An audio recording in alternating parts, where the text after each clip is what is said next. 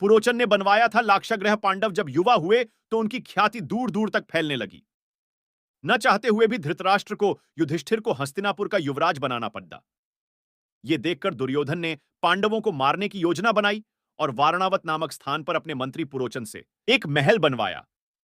वह महल सन राल व लकड़ी से बना था, जिससे कि वह पल भर में जलकर राख हो जाए।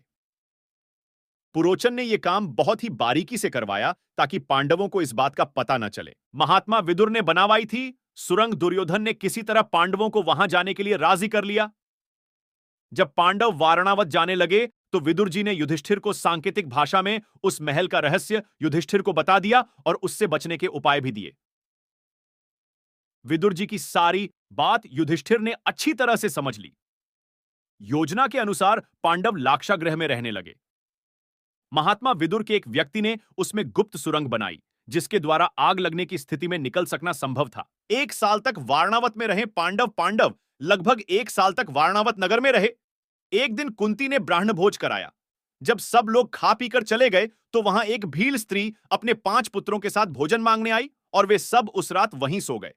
उसी रात भीम ने स्वयं महल में आग लगा दी और गुप्त रास्ते से बाहर निकल गए।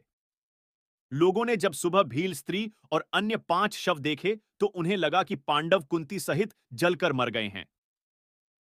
इसी अग्नि में पुरोचन भी जलकर मर गया। श्री कृष्ण जब दूत बनकर हस्तिनापुर गए, तब दुर्योधन के स्वागत सत्कार को ठुकराकर उन्होंने विदुर के घर जाना ही ठीक समझा। विदुर की पत्नी परम साध्वी, त्याग की मूर्ति थीं।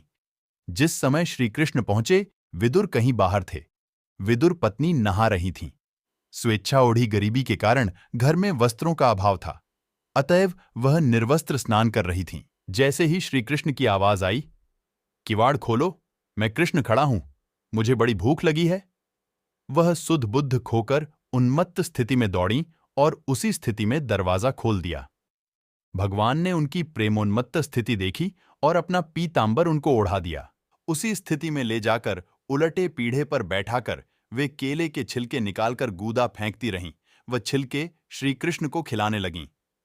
भगवान ने बड़े प्रेम से सराह सराह कर छिलके खाए।